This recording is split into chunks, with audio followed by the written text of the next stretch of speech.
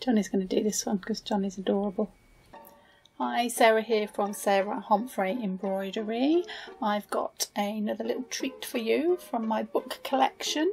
If you haven't seen the other ones of these yet, you can check them out. We'll put a link at the end of this video to those. Do have a look. Some really beautiful books to show you from my collection. And check out all our other videos as well. We've got over 230. Just click on my name below this video to jump to the channel page and see all of the things that we've got on offer.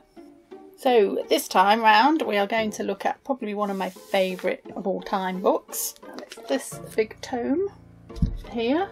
So this is a full reproduction, colour reproduction of the Bayeux Tapestry, the entire length of it, all in one book. So there's lots to have a look at, so let's jump in and see what we've got. So you can actually go and see the real thing if you want to. It's on display in Bayeux in France, in Normandy, in the town there, and absolutely wonderful. It's a real must-see. If you were in that region, you're able to get there, do go and see the real thing because it's nothing like seeing the actual one. If you're also there, you can get in the shop little versions of it, full-length ones. Oh, I'm not going to undo all of it because I'll be in a mess. And you could put it around the frieze in your house or something, but that's the entire tapestry as well, so it comes in lots of little different versions as well. If you're able to get there, you can have your very own smaller copy as well, so well worth one of those. Okay, so let's have a look at this for those of us that can't get to the actual one.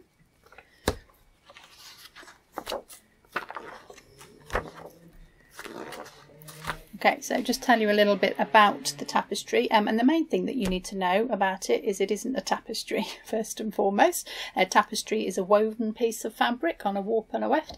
This is not one of those. This is an actual embroidery, so it's been worked on linen in crewel wools. So it's an embroidery, it's surface embroidery on a linen background, therefore it's an embroidery, not a tapestry. So this book gives you some really nice information on the whole thing. It's not an academic book, it's not a catalogue from an exhibition, so it's really nice and readable. It gives you loads of stuff about it, which I really like. Talks about it as well as a historical document. It's an amazing piece of embroidery, but it's also an historical document and one of the only accounts written down from the period of this actual event, so it's really unique in that way. So it tells you all about the context of it and what it actually is, and so it's about, I just jump to the beginning of it. Is the first spread. So it's about the story of the Norman conquest of England and the invasion of England when King William came over, William the Conqueror came to England, and it's a story about the lead up to that and the Battle of Hastings itself. Now it's got some really interesting statistics, so it's just under 70 metres long, just under, but the end part is actually missing. We can have a look at that at the end. So we don't know how much more would have been on it, but it basically concludes with him conquering England, so we can assume there's not much more on there, but the end panel is actually missing, which is really interesting. It's stitched on linen. It's stitched in 8 panels, 8 separate panels, so in 70 metres that's quite a long panel each, and the joins are extremely well hidden, and I'll show you a couple of them and see if we can actually spot those. It's stitched in 5 main colours with another 2 that have been identified, and you can see signs where these colours have actually run out as well. The very, very dark bluey black colour does run out halfway through, so they didn't calculate how much they needed. It's also thought that it was made in the south of England. That's fairly sort of agreed upon now, I think. That's where the skills would have been to create something like this. And the other really interesting fact that I think about it is that they think it was designed by one person only, because of the consistency of the design from start to finish. So one person would have designed it and probably presided over the making of it and made sure that it was made to their design. There are no signs of the design being marked onto the fabric, which is really interesting because it's an extremely complicated design. There must have been some sort of cartoon, some sort of design transfer, but you can't actually see this anywhere on the whole thing, which I think is really interesting. Now the story is really long and complicated, so I'm not going to try and recount it here, but luckily they've done that in the book for you. So this is a copy of the entire thing, one page after the next, after the next.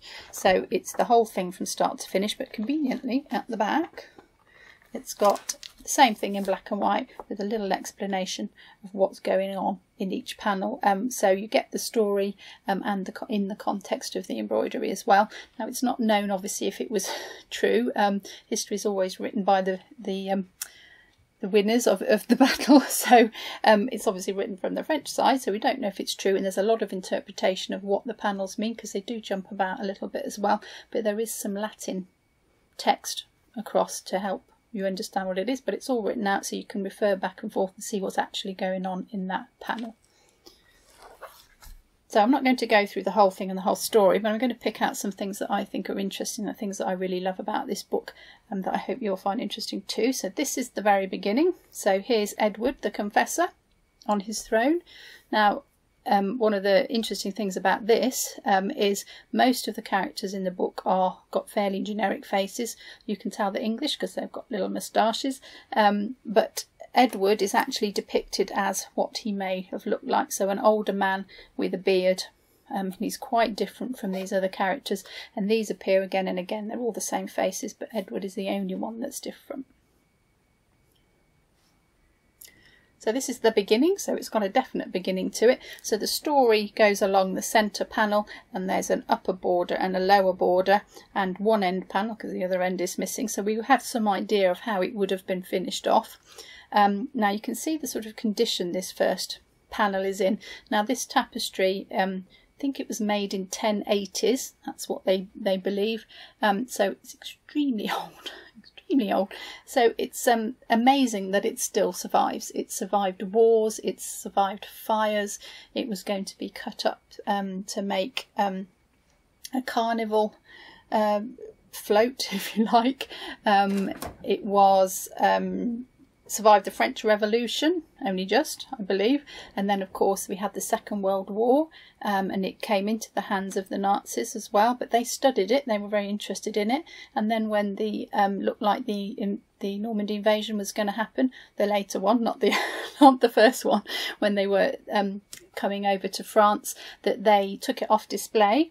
And they hid it in the vaults of the Louvre, and the story goes that somebody tried to take it back to Germany, and then somebody saved it at the last minute. He risked his life to save this and to stop them taking it, and it remained in France. So it's absolutely incredible history that this has been through, and that it survives at all is amazing. But you can see the damage. We know at one point it was on a roller and it was rolled out, and you could look at the panel you wanted to, and that roller did cause an awful lot of damage to the tapestry, and obviously the bit that's on the top, it's not surprising that it's been damaged the most. So it's been through a lot of repairs. You can see some changes in colour and quite unusual colours. These letters have been restitched as well apparently, so pretty good fix there. I think you can't really tell. So it's had lots of repairs over the time. You can see the holes in the linen where it's been extra bits patched in there behind it. Has been restored a few times in its history as well, so it's been through an awful lot, this tapestry. So here's Edward the Confessor in what I think is Westminster, and then we'll just go through and I'll pick out a few points. So lots of weird and wonderful animals in the border, some of them recognisable, some not so.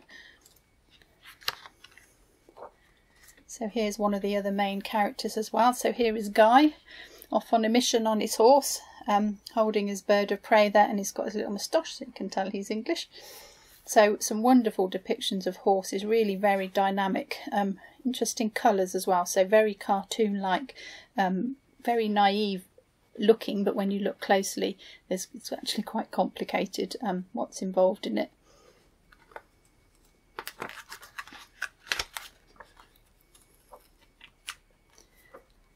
So here they are on their long ships, setting out to sea on their long ships.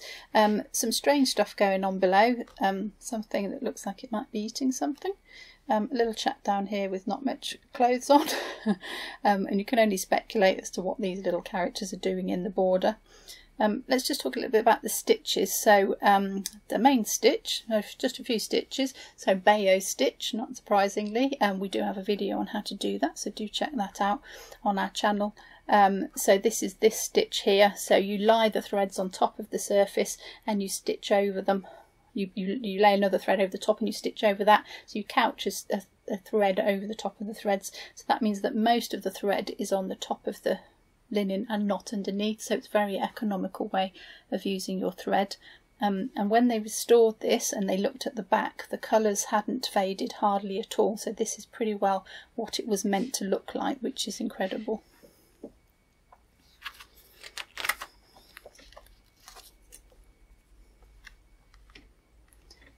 Just want to point out a few little details because there's some really sweet little things in here if you look closely, and you can look at this for hours. There's so much in this, there really is.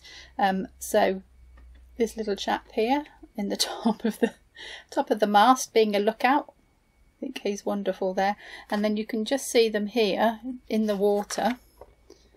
So he's just pulled up his trousers so he doesn't get his trousers wet because he's going in the water.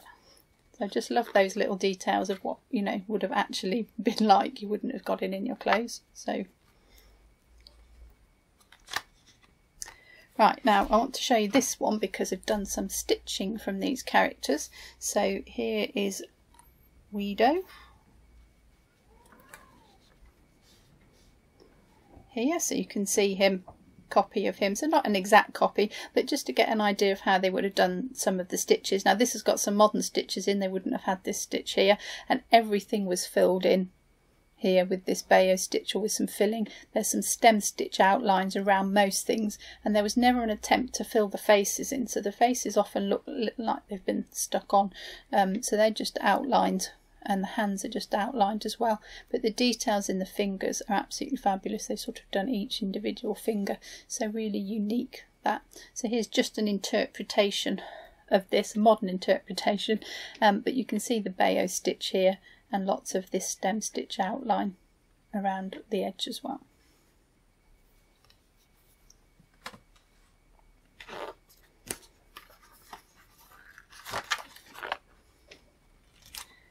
Another little detail that I like, these guys are obviously flying through the wind on their horses, and their hair's all being caught in the wind and all swept back, and they really do look like they're rushing somewhere. For something that's got so few colours in it and so few different stitches, it's absolutely fabulous how they've used them to create all these different things. And there's no doubt this is very static, it's an embroidery, but no doubt that these guys are going really fast on their horse. It's a lovely little detail like that. There's some strange animals in here, so obviously a boar of some description down here. No idea what's going on up here. What on earth that is. Half woman it looks like, half beast. So lots of sort of birds, sort of sheep and things, but yeah, some recognisable, some not so.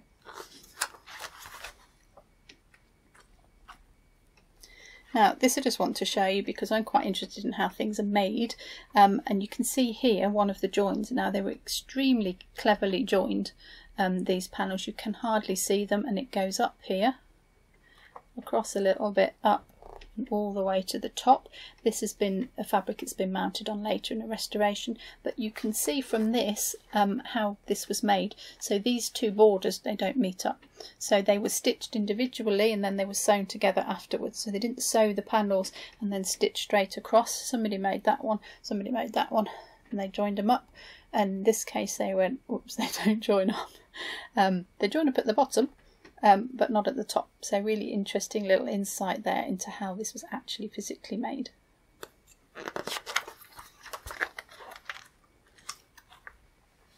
Right, I want to show you this page because it's got a woman on it here, and it's not really known what's going on here. There's quite a lot of discussion about all the different things it could be, and there's a little naked man underneath, another one over here. So there is some suggestion that this is suggesting that something a little bit untoward is going on here, but nobody really knows that. But what's really interesting about this is a woman, and she's only one of 3 in the whole tapestry. So just 3 women in here. They're all clothed, they've all got their heads covered as was the done thing at the time. So that's a really interesting fact. I think just 3 women in the tapestry, of which she's one.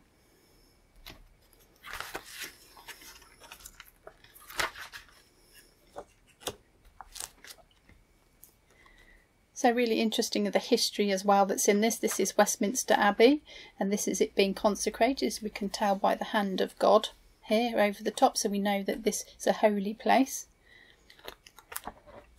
And then this is the death here of Edward in what we think is Westminster Palace. Just flick through a few more pages so you can see a bit more of it.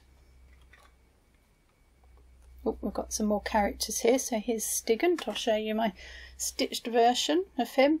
So quite a modern stitch in here. We've got some bullion knots, which they didn't have in those days. They didn't use those then.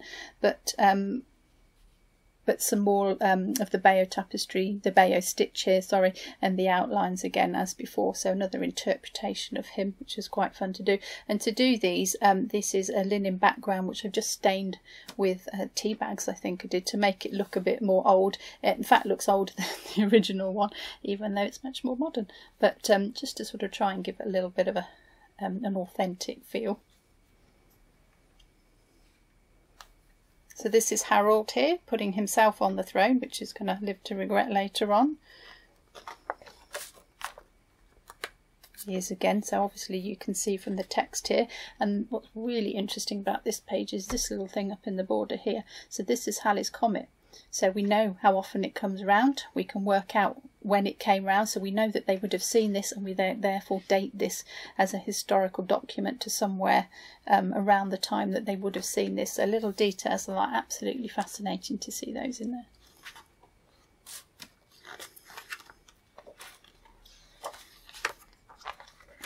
I love this too. So this is the French here, so moustacheless, and they're chopping down trees. And they're making planks of wood, and they're building the ships ready to come and invade England. So this is all the preparation of them ready for the battle.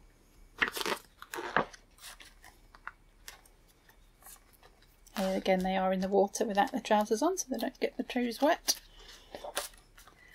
And taking all the equipment with them, and just love this detail in it. It was all about the battle, but this part of the story is about the preparation, about them getting ready. And they've got their suits of armour, and they've got their barrels of wine, they've got their arrows, they've got their food that they're taking with them. So everything that they're going to need to come over the shore, over to the shores of England.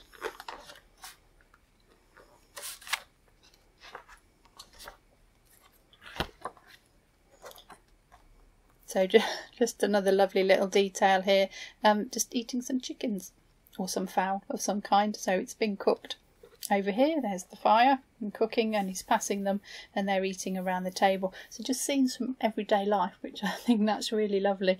It's about the battle, but it's also about people, real people in a real event that happened at the same time. And these pictures are so good. This book is large. You can really see again the details probably closer in the picture than you can see in the real thing, and so much to see. You can just spend hours poring over these images. Oh, so we've got Willem here. Here he is. A version of him again. And this is an interesting stitch. So there's little circles in here, and they wouldn't have had French knots. They wouldn't have used French knots in those days. So it's kind of like a very loose sort of a circle. I suppose like an open chain stitch kind of a stitch, really, to create these circles, giving him the look of armour. So a very simple way, but definitely wearing his armour there. Right, let's jump to the battle. So they've arrived in England now. They're heading towards the English. So here's the English and their little moustaches. They're up on their hill, up on their defensive hill. The French are coming at them, and the battle is beginning. And at this point, we think of embroidery as a nice, beautiful thing. It's all going on now. There's dead bodies everywhere. There's people falling off the top of hills. There's heads with no bodies. We get a lot more of that. Here's a head and a body not attached. So there's a death and destruction going on all over the place, all done in this beautiful hand-stitched embroidery, which is always quite amusing, I think. I love these little rows of archers as well across the bottom, all heading in one direction. Pretty one-way battle.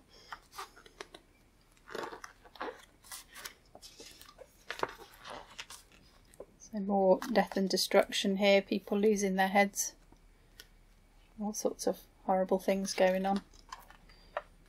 And this is the defining moment. This is the famous part of the battle. So we'll bring Harold in here. So this is when Harold gets the arrow in his eye, the fatal arrow in his eye, and we know that it's lost and William has conquered England. So quite a famous sort of scene really, when we know that it's eventually all over.